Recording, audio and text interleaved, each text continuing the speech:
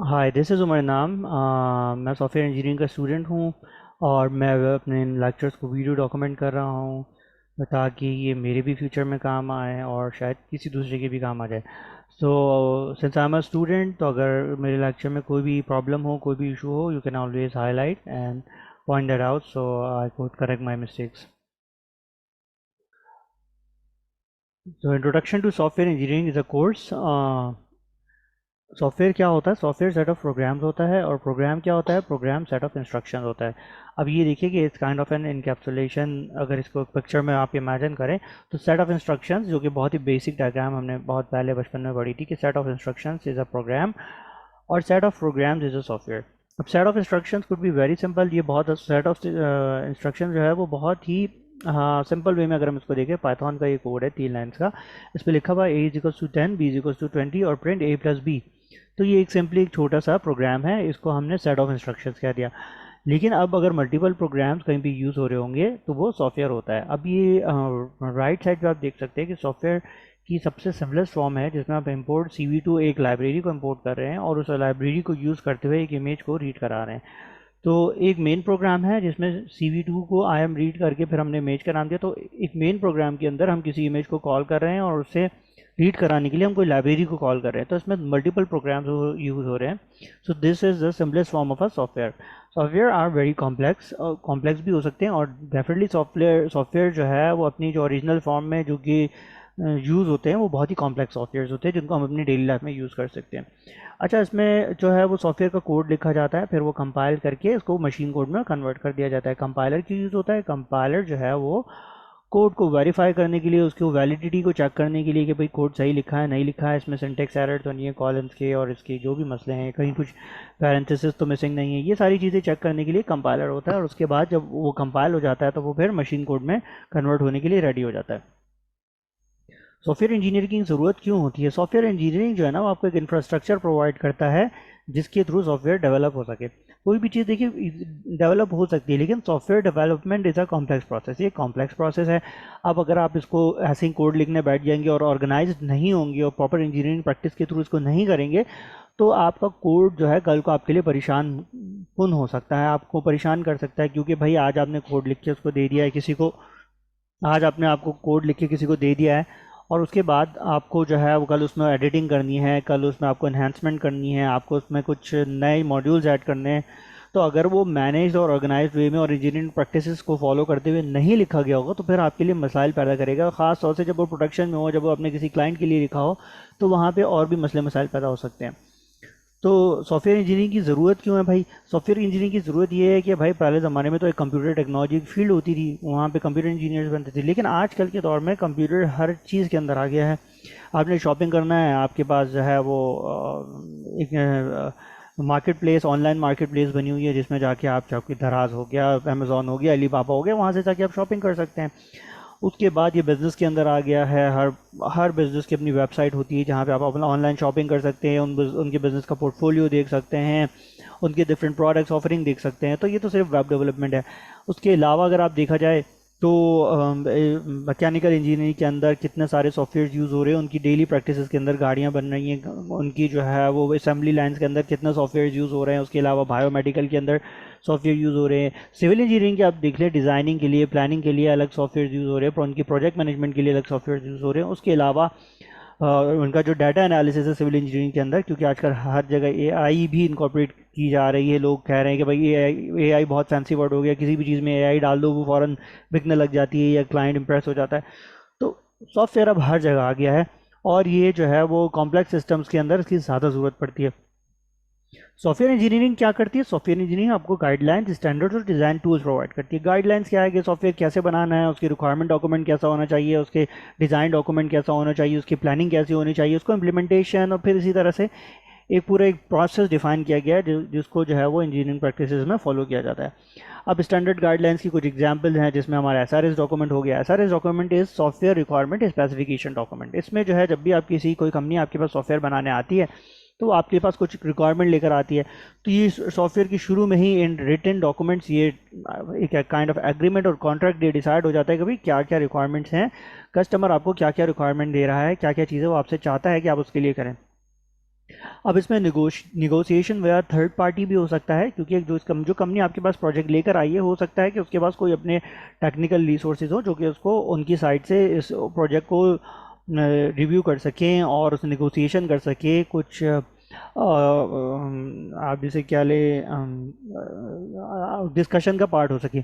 क्योंकि अगर आप किसी छोटी कंपनी के पास जा रहे हैं, सॉफ्टवेयर हाउस के पास जा रही है, किसी डेवलपर के पास जा रहे हैं जहाँ पे आपके पास कोई टेक्निकल नॉलेज की नो हाउ नहीं है, और वो ऐसा कोई इंडिविजुअल नहीं है जिसके पास टेक्निकल नो हाउ हो, तो वहाँ पे आपको नुकसान हो सकता है। वो कंपनी आपसे ओवर चार्ज कर सकती है, कुछ भी फ़ायदा उठा सकती है। नॉर्मली प्रोफेशनल सॉफ्टवेयर हाउसेज जो कि एक अच्छी प्रोफेशनल प्रैक्टिसेस कर रहे होते हैं वो ऐसा नहीं करते हैं, लेकिन आपको फिर भी इसका नुकसान हो सकता है। तो आपके पास नॉर्मली या तो अपना कोई टेक्निकल आदमी होता है, या आप कोई थर्ड पार्टी को हायर करते हैं, कोई कंसल्टेंट हायर करते हैं जो कि आपको हेल्प करता है negotiation with the software firm और सॉफ्टवेयर हाउस। अब जब ये निगोशिएशन हो रही होती है तो इसमें फ़ीचर इज़ द की, कि आपका जो सॉफ्टवेयर में क्या क्या फ़ीचर होने चाहिए, और इसी के अराउंड ही सारा डिस्कशन होता है। सॉफ्टवेयर डेवलपमेंट के अंदर फ़ीचर इज़ द की, यानी कि फ़ीचर्स डिस्कस होना है और उसी के बेस पे आपकी सारी रिक्वायरमेंट होनी है, उसी के लिए सारा काम होना है और उसी के लिए हमारी सारी एफर्ट्स होती है। अब हम जब ये डिसाइड हो गया और फीचर्स की भी बात हो गई, तो जब हम टूल्स की जब देखते हैं कि जो टूल्स इसमें रिक्वायर्ड है, विजुअल स्टूडियो होगी, एसपी हो गया, सी शार्प, जो भी आपका जो भी प्लेटफॉर्म आप यूज़ कर रहे हैं, उसके अलावा जो आपके जो डेवलपर्स की कॉस्ट है, फिर प्रोजेक्ट लॉन्ग टर्म होगा, शॉर्ट टर्म होगा, और इसके अलावा जो प्रोजेक्ट मैनेजमेंट के टूल्स जो चाहिए वो सब आपके पास हैं भी, आपको एडिशनली बाय करने पड़ेंगे, या आप ये डिलीवर कर सकते हैं कि नहीं कर सकते।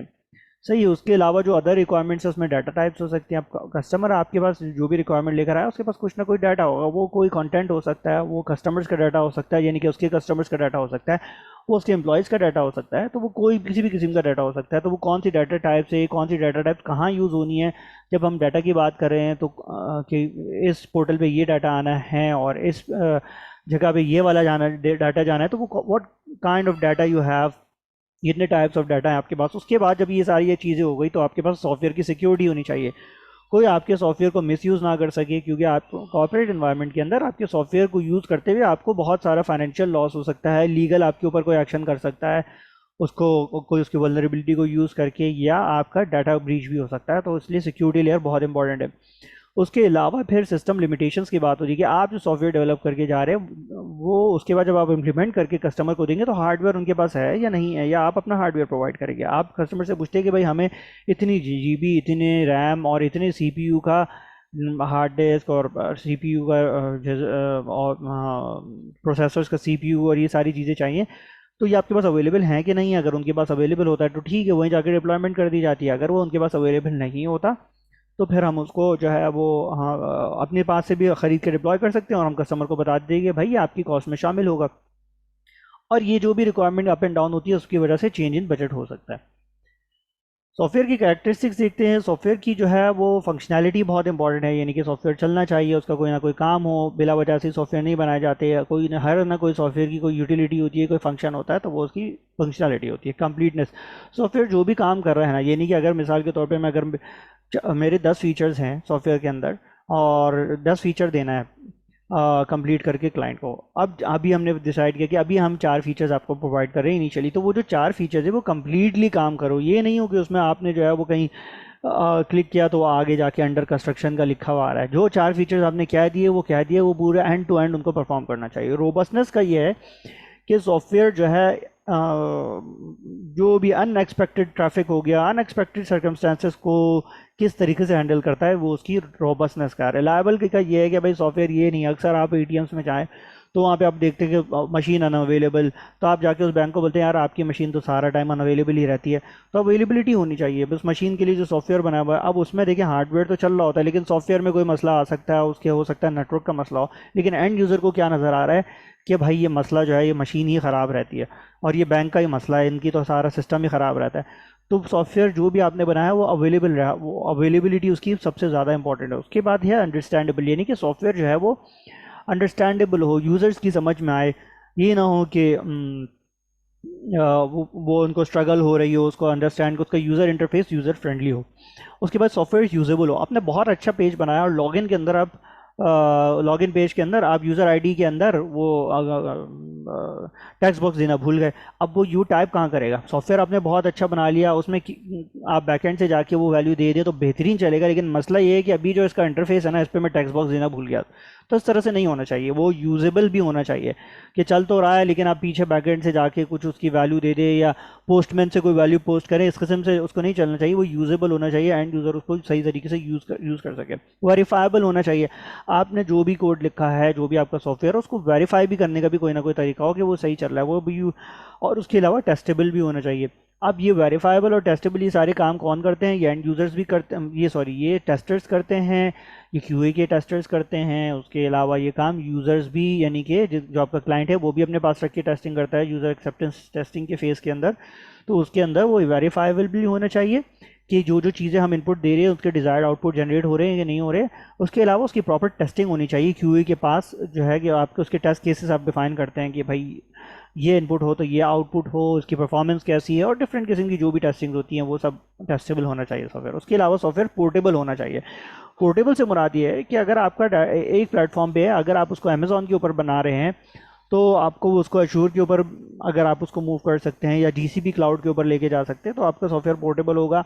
या आप उसको जो है वो वेब के ऊपर बना रहे हैं तो उसकी एंड्रॉयड ऐप है तो ये पोर्टेबिलिटी के अंदर आता है सॉफ्टवेयर के। इंटरऑपरेबल का मतलब ये है कि उसको डिफरेंट जो इंटरऑपरेबल का मतलब ये है कि डिफरेंट उसका जो डाटा है या उसके जो रिजल्ट्स हैं उनको डिफरेंट मीडियम्स के अंदर आप उसको यूज़ कर सकें और उसको यूटिलाइज़ कर सकें। तो ये आपका इंटरऑपरेबल के अंदर आ जाता है। मेंटेनेबल का ये है कि आपका जो सॉफ्टवेयर हो उसमें कल को कोई बग आ जाता है, उसमें कोई आपने चेंजेस करनी है, उसको आपने कोई उसके अंदर एक्सटेंशन करनी है, तो आप उसको ये सारे काम उसके अंदर कर सके। अच्छा, सॉफ्टवेयर फ्लेक्सिबल होना चाहिए। फ्लेक्सिबल का मतलब ये है जिस तरह हमारे पास वर्जन आते हैं, वर्जन 1 2 3 4, अब इसमें देखा जाए तो सबसे ज़्यादा फ्लेक्सिबल जो वर्जन होता है वो वर्जन 1 होता है, क्योंकि वो सबसे ज़्यादा इवॉल्व जो है ना वो उस वर्जन ने किया हुआ होता है।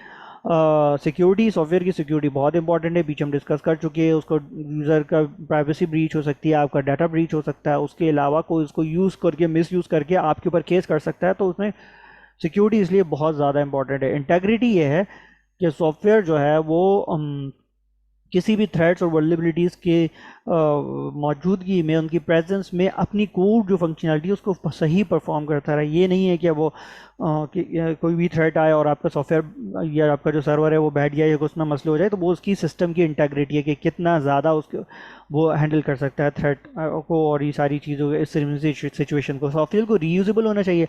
आप जो सॉफ्टवेयर बना रहे हैं, हो सकता है कल को कोई दूसरा क्लाइंट आया और वो रिक्वेस्ट करे कि उसको ये सॉफ्टवेयर चाहिए, तो आप उसको उसमें चेंजेस करके उसके रिक्वायरमेंट के हिसाब से मॉडिफाई करके उसको प्रोवाइड कर सकते होंगे। सॉफ्टवेयर को ब्रॉडली जो है वो दो कैटेगरीज में डिफाइन किया जा सकता है, एक जेनेरिक होते हैं, एक कस्टमाइज्ड हो सकते हैं। सॉफ्टवेयर जो जेनेरिक होते हैं वो ये होते हैं जैसे कि जो प्रोडक्ट्स होती है, एक कंपनी ने प्रोडक्ट बनाई, एमएस ऑफिस बना दिया, वो उसने मार्केट में दे दिया, अब उसको कोई भी यूज़र यूज़ कर सकता है। इसी तरह किसी ने व्हाट्सएप बना दिया, उसको जनरल पब्लिक यूज़ कर सकती है। तो ये सारे जेनेरिक सॉफ्टवेयर है। कस्टमाइज सॉफ्टवेयर वो हैं कि मैं एक यूनिवर्सिटी हूँ, मैं अपने एम्प्लॉयज़ के लिए कोई पोर्टल बनाना चाह रहा हूँ, मैं अपने स्टूडेंट्स के लिए पोर्टल बनाना चाह रहा हूँ, तो वो मेरी एक स्पेसिफिक रिक्वायरमेंट को लेकर मेरे हिसाब से सॉफ्टवेयर बनाया जाएगा, तो वो कस्टमाइज सॉफ्टवेयर होगा। बेशक कि हम कोई रीयूजेबल वाला सॉफ्टवेयर ही यूज़ कर रहे हो जो कि रीयूज़ हो रहा हो, लेकिन उसमें कुछ ना कुछ यूज़र रिक्वायरमेंट के हिसाब से कुछ ना कुछ मॉडिफिकेशन होनी है, तो इसलिए वो कस्टमाइज सॉफ्टवेयर होगा। उसके बाद फंडामेंटल सॉफ्टवेयर इंजीनियरिंग एक्टिविटीज़ के अंदर है, स्पेसिफिकेशन है कि जिसमें हम वही बात है कि एसआरएस डॉक्यूमेंट हमने पीछे डिस्कस करा, डेवलपमेंट है जो कि कोड लिखने का फेज़ होता है, उसके अलावा वैलिडेशन है कि उसकी टेस्टिंग हो गई, उसकी जो है वो यूज़र एक्सेप्टेंस टेस्टिंग हो गई, क्यूए टेस्टिंग, जिसका वैलिडेशन का फेज़ है। और इवोल्यूशन ये है कि उसके जो नेक्स्ट वर्जन आते हैं उसमें जो एनहांसमेंट्स आती हैं वो सारी उसकी इवोल्यूशन है। इसको अगर बहुत ज़्यादा अच्छे तरीके से समझना है तो फिर हमें सॉफ्टवेयर डेवलपमेंट लाइफ साइकिल के अंदर जाना पड़ेगा। सॉफ्टवेयर डेवलपमेंट लाइफ साइकिल ये प्रोसेस है जिसके ऊपर जो है सारे सॉफ्टवेयर कंपनीज जो है उसको फॉलो करते हैं जब सॉफ्टवेयर बनाने जाते हैं। तो सॉफ्टवेयर डेवलपमेंट लाइफ साइकिल की कुछ फेज़ हैं, उसमें पहला फेज़ है फिजिबिलिटी का है, दूसरा जो है वो रिक्वायरमेंट गैदरिंग का है, तीसरा प्लानिंग का है, चौथा जो है वो डिज़ाइनिंग का है, और उसके बाद डेवलपिंग का है। ये स्लाइड में थोड़ा आगे पीछे हो गया है। और उसके बाद क्यूए टेस्टिंग है और मेंटेनेंस होगा। अब इसको क्विकली देख लेते हैं। फिजिबिलिटी के अंदर वही सारी चीज़ें कि जो है ये सॉफ्टवेयर जो हमारे पास रिक्वायरमेंट आई है, जो क्लाइंट लेकर आया है, ये हमारे पास जो है उसकी रेवेन्यू जनरेट करेगा कि नहीं करेगा। उसके अलावा जो है जो हमारी जो एंटरप्राइज है उसके पास इतने रिसोर्सेज हैं, उसके पास कोर एक्सपर्टीज़ हैं, उसके पास वो सॉफ्टवेयर्स हैं या वो टूल्स हैं जिनके थ्रू ये हम ये कर सकते हैं कि नहीं कर सकते हैं। सही है, प्रैक्टिकली पॉसिबल भी है कि नहीं है जो कि क्लाइंट चाह रहा है। पता लगा वो चीज़ ऐसी लेकर आ गई कि हम क्लाइंट ने आपको कोई ऐसी रिक्वायरमेंट दी थी कि हमें यहाँ से जो है ना वो हम जो कि इलीगल हो या प्रैक्टिकली पॉसिबल ना हो, तो ये सारी चीज़ें उसके अंदर डिस्कशन होती है। और उसके बाद रिक्वायरमेंट, जब ये सारी चीज़ें हम फिजिबिलिटी देखते हैं कि हाँ भाई अब हमारी रेवेन्यू भी इससे जनरेट कर सकते हैं और हमें इसमें प्रॉफिट भी हो रहा है और इसके प्रैक्टिकली पॉसिबल भी है, तो फिर हम उसको फिर रिक्वायरमेंट गैदरिंग की तरफ जाते हैं जिसमें SRS डॉक्यूमेंट की बात हुई थी। तो जो भी रिक्वायरमेंट है वो बहुत क्लियर होनी चाहिए। जो सॉफ्टवेयर की मीटिंग होती है उसमें जो इंपॉर्टेंट स्टेक होल्डर्स हैं जिनको होना चाहिए, इनिशियलाइजेशन का जो फेज़ होता है प्रोजेक्ट मैनेजमेंट के पर्सपेक्टिव में, उसके अंदर QA टीम होनी चाहिए, उसके अंदर आपकी डेवलपर्स को होना चाहिए, उसके अंदर आपके जो है वो प्रोजेक्ट मैनेजर्स होते हैं, उसके अलावा बिज़नेस के लोग होते हैं जो कि रिक्वायरमेंट्स को हैंडल करते हैं और कॉस्टिंग की जो भी चीज़ें होती है वो उसको हैंडल करते हैं।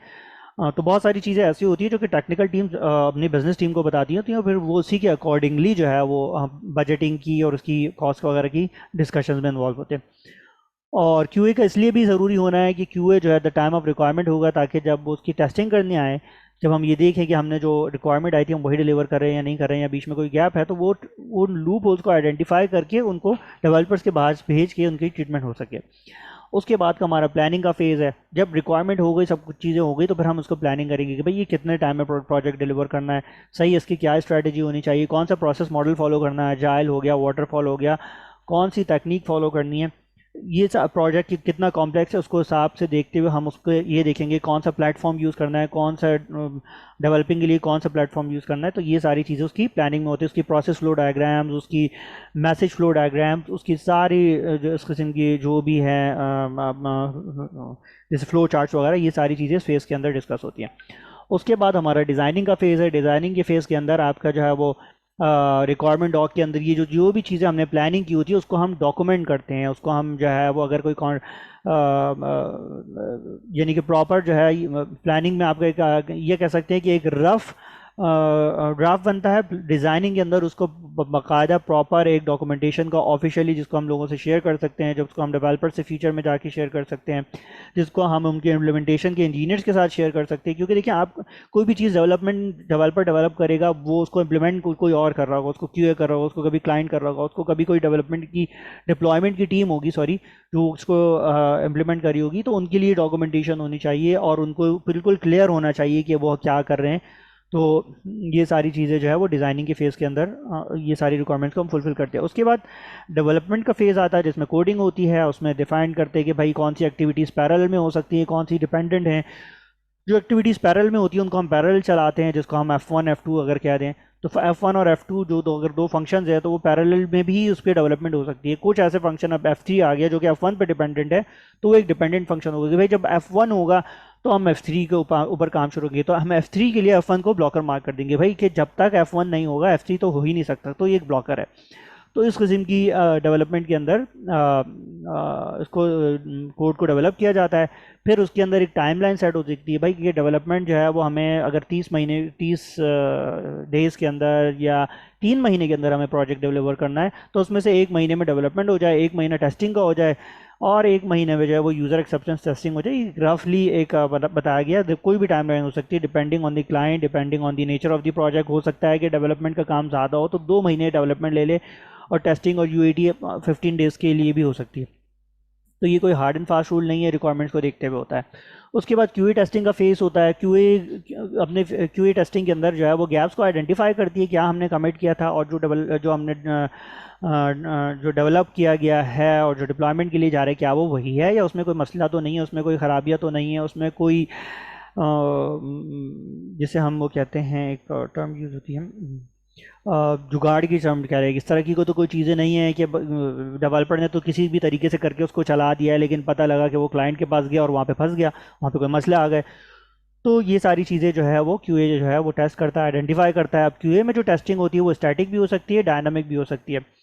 जो कि डायनामिक टेस्टिंग होती है वो प्रोडक्ट बेस होती है। प्रोडक्ट बेस के अंदर जो है जब हम प्रोडक्ट को लेके उसकी टेस्टिंग हो रही है तो वो मैनुअल भी हो सकती है, वो ऑटोमेशन में के अंदर भी हो सकती है। मैनुअल टेस्टिंग के लिए जो है वो हमारे फिर फर्दर दो मेथड्स हैं, वाइट बॉक्स टेस्टिंग है और ब्लैक बॉक्स टेस्टिंग है।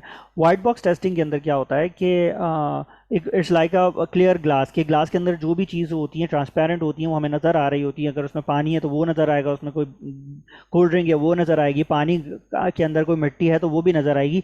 तो वाइट बॉक्स टेस्टिंग इसलिए नाम दिया गया है। और वाइट बॉक्स टेस्टिंग जो है वो कंपोनेंट बेस्ड होती है, कंपोनेंट बेस्ड टेस्टिंग होती है वाइट बॉक्स टेस्टिंग। और उसके अंदर जो है वो कोई भी और ये नॉर्मली डेवलपर्स करते हैं, क्यों उनको पता है कि कोड के अंदर क्या लिखा हुआ है और अपने कोड को देखते हुए जो वो टेस्टिंग कर रहे हैं वो वाइट बॉक्स टेस्टिंग है। ब्लैक बॉक्स टेस्टिंग जो है वो क्यूए करता है। क्यूए जो वो टेस्टिंग करता है प्रोडक्ट की, वो यूज़र के पर्सपेक्टिव से करता है। यूज़र को नहीं पता कि पीछे कोड में क्या लिखा हुआ है, आपने कोई रेंज दी हुई है नहीं दी हुई है, क्या दिया हुआ है। आपने उसको एज अ क्यूए जो है उसको एज्यूम ऐसा करता है कि ले मैन उस एप्लीकेशन को यूज़ करेगा तो उसको क्या प्रॉब्लम आ सकते हैं, उसको डिलेज आ रहे हैं कि नहीं आ रहे हैं। अब वो टेस्टिंग की भी डिफरेंट टाइप हो सकती है, उसमें फंक्शनल हो सकती है, उसमें परफॉर्मेंस टेस्टिंग हो सकती है, उसमें लोड टेस्टिंग हो सकती है। तो ये सारी टेस्टिंग की टेक्निक्स हैं जो कि यूज़ होती हैं। उसके अलावा जो है वो ऑटोमेशन, ये तो हमने मैनुअल टेस्टिंग की बात कर ली, वाइट बॉक्स और ब्लैक बॉक्स। ऑटोमेशन की जो टेस्टिंग होती है उसमें जो है लोड टेस्टिंग के लिए जो एक हमारे जो इंस्ट्रक्टर हैं उन्होंने जो हमें बताया, वो जे मीटर का उन्होंने एक टूल बताया था कि वो यूज़ होता है। उसके अलावा सेलेनियम जो है वो फंक्शनल टेस्टिंग के लिए यूज़ होता है। उसके अलावा बाद जो है जो लास्ट फेज़ है सॉफ्टवेयर डेवलपमेंट लाइफ साइकिल का, वो मेंटेनेंस का फेज़ है। और मेंटेनेंस फेज़ के अंदर जो है अच्छा क्यूए टेस्टिंग के बाद प्रोजेक्ट डिलीवर कर दिया जाता है, आपकी पेमेंट रिलीज़ हो जाती है। उसके बाद सॉफ्टवेयर के जो भी रिक्वायरमेंट्स आती है उसमें एनहेंसमेंट हो गई, उसमें कोई चेंजेस हो गए, या उसमें जो भी रिक्वायरमेंट कस्टमर के हिसाब से चेंजेस करनी होती हैं उसको फिर मेंटेनेंस फेज़ के अंदर उनको केटर किया जाता है। तो ये हमारा पहला लेक्चर था। Thank you so much.